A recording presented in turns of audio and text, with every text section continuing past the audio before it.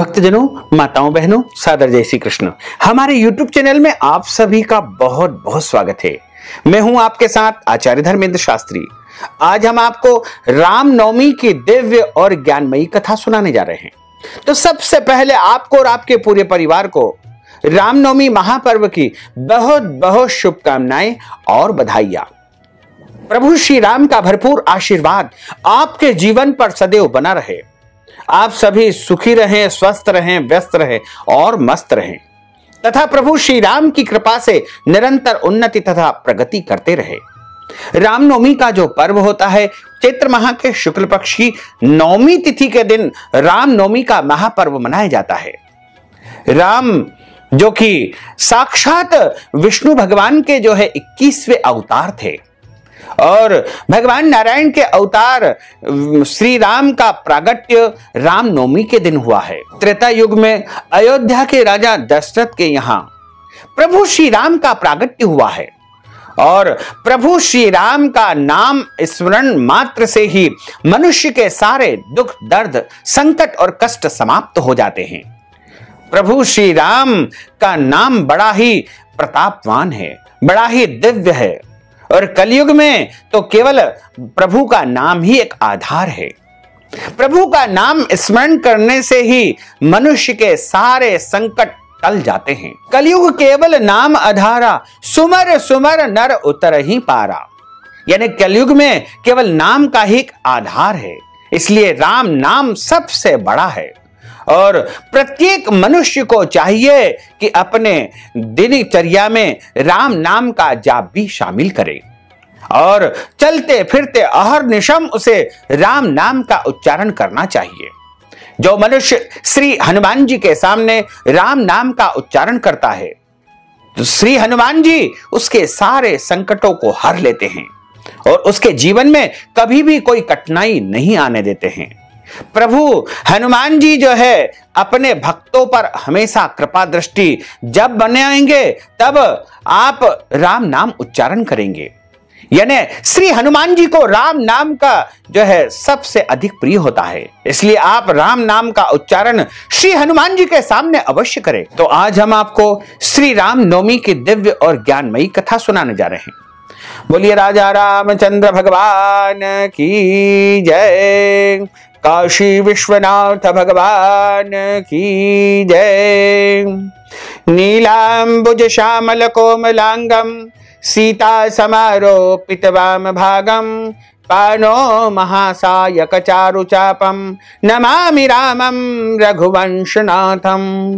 मनोजवम मारुततुल्य वेगम जितेन्द्रियं बुद्धिमतां वरिष्ठं वातात्मजं वानरयूथ मुख्यं श्रीरामदूतं शरणं प्रपद्ये।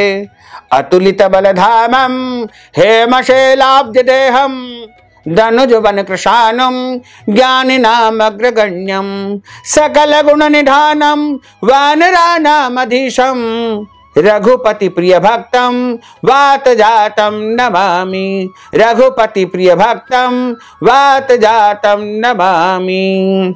बोलिए राजा रामचंद्र भगवान की जय। राम कृष्ण दो एक है, अंतर नहीं निमेष। इनके नयन गंभीर है, उनके चपल विशेष। रामायण और रामचरितमानस हमारे पवित्र ग्रंथ है।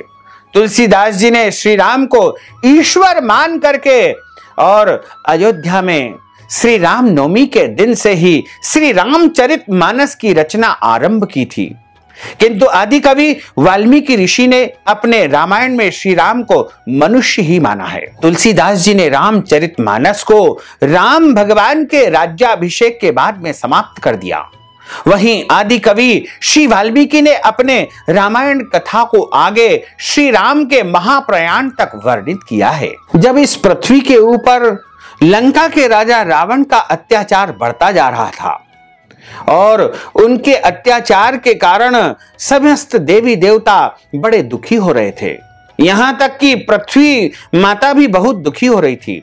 तो पृथ्वी माता तथा समस्त देवताओं ने जाकर के भगवान नारायण से प्रार्थना की, प्रभु से निवेदन किया कि हे प्रभु, रावण का अत्याचार पृथ्वी पर बढ़ता जा रहा है, तो प्रभु ने समस्त देवताओं को आश्वासन दिया कि आप लोग निश्चिंत रहिए, मैं जल्द ही जो है राजा दशरथ के यहाँ पुत्र बनकर के आऊंगा और रावण का संहार करूंगा। उसी कड़ी में महाराजा दशरथ, जो कि अयोध्या के राजा है और उनकी तीन रानियां हैं, तीनों रानियों के यहां कोई भी पुत्र नहीं था और राजा दशरथ बड़े ही चिंतित थे कि मेरे बाद इस राज्य का कार्यभार कौन संभालेगा, मेरा उत्तराधिकारी कौन होगा। उनके पास सर्वस्व था, समस्त वैभव था, समस्त पराक्रम था और उनका राज्य भरा पूरा हो था, लेकिन उनके यहां कोई संतान नहीं थी। इस बात को लेकर के एक बार वो अपने कुल गुरु के पास जाते हैं और कुल गुरु से जो है प्रार्थना करते हैं कि हे कुलगुरु, आप कृपा करके कोई ऐसा उपाय बताइए जिससे हमारे यहाँ पुत्र की प्राप्ति हो जाए और हमारा वंश निरंतर चलता रहे। महाराजा दशरथ ने जो है उनकी आज्ञा से पुत्र कामेष्टि यज्ञ का आयोजन किया और पुत्र कामेष्टि यज्ञ चूंकि उनके कुलगुरु द्वारा निर्देशित किया गया था, तो उसमें बड़े बड़े आचार्यों को बुलाया गया। महाराजा दशरथ ने पुत्र प्राप्ति हेतु यज्ञ का आरंभ करने का निश्चय कर लिया। महाराजा की आज्ञा के अनुसार शामकर्ण घोड़ा चतुरंगिनी सेना के साथ में छुड़वा दिया गया। महाराजा दशरथ ने समस्त मनस्वी, तपस्वी, विद्वान, ऋषि, मुनियों तथा वैद विज्ञ प्रकांड पंडितों को यज्ञ संपन्न करवाने के लिए बुलावा भेजा और उनको आमंत्रित किया। निश्चित समय आने पर समस्त अभ्यागतों के साथ में महाराजा दशरथ अपने गुरु वशिष्ठ जी तथा अपने परम मित्र अंग देश के अधिपति लोभपात के जामाता ऋषि श्रृंग ऋषि को लेकर के यज्ञ मंडप में पधारे। इस प्रकार महान यज्ञ का विधिवत शुभारंभ किया गया। संपूर्ण वातावरण वेदों की ऋचाओं के उच्च स्वर में पाठ से गूंजने तथा समिधा की सुगंध से महकने लगा।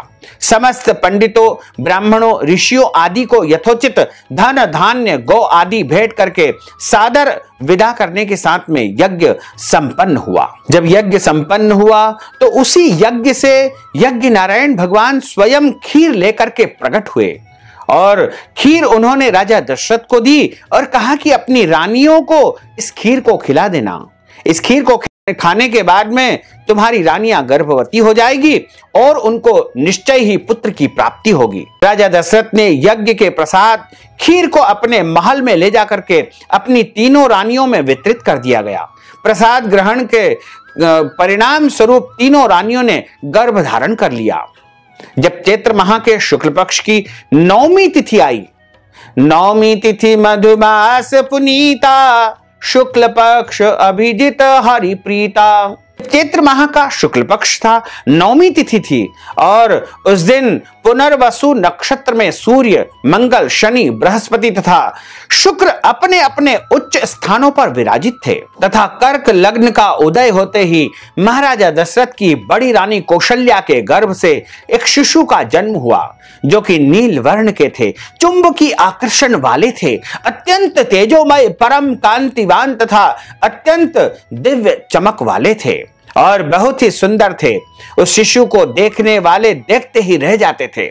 इसके पश्चात शुभ नक्षत्रों और शुभ घड़ी में महारानी केकई के एक तथा तीसरी रानी सुमित्रा के 2 तेजस्वी पुत्र का जन्म हुआ। जैसे ही महाराजा दशरथ को पता लगा कि उनके यहाँ 4 पुत्रों का जन्म हुआ है, संपूर्ण राज्य में आनंदोत्सव मनाया जाने लगा। महाराज के 4 पुत्रों के जन्म के उल्लास में गंधर्व गान करने लगे और अप्सराएं नृत्य करने लगी। देवता अपने विमानों में बैठ करके पुष्प वर्षा करने लगे। महाराज ने उन्मुक्त हस्त से राजद्वार पर वहां पर जो भी आए भाट, चारण तथा आशीर्वाद देने वाले ब्राह्मणों और याचकों को बहुत सारा धन धान्य प्रदान किया और बहुत दान पुण्य उन्होंने किया। पुरस्कार में प्रजाजनों को धन धान्य तथा दरबारियों को रत्न आभूषण उन्होंने प्रदान किए। 4 पुत्रों का जन्म हुआ। उसके बाद अपने कुलगुरु ऋषि वशिष्ठ के माध्यम से उनका नामकरण संस्कार करवाया गया।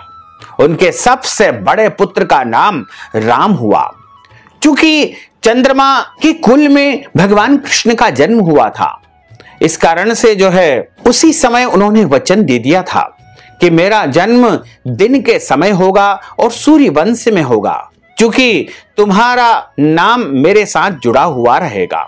इसीलिए भगवान ने अपना नाम रामचंद्र रखा। प्रभु श्री राम का पूरा नाम रामचंद्र हुआ।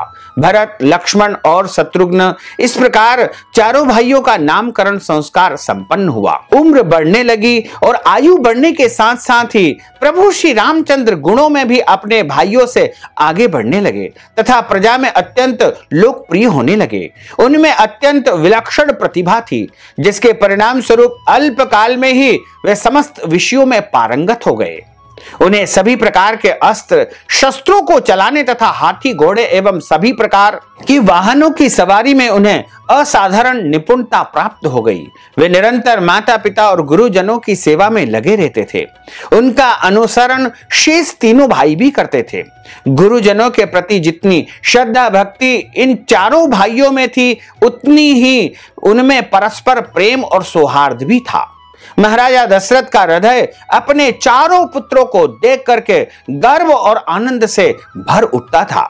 इस प्रकार प्रभु श्री राम का प्रागट्य अयोध्या में हुआ था और अयोध्या में ठीक चैत्र माह के शुक्ल पक्ष की जो नवमी तिथि थी, उस दिन दोपहर 12 बजे हुआ था। इसीलिए रामनवमी के दिन भगवान श्री राम का प्रागट्योत्सव यानी जन्मदिन मनाया जाता है। बोलिए राजा रामचंद्र भगवान की जय।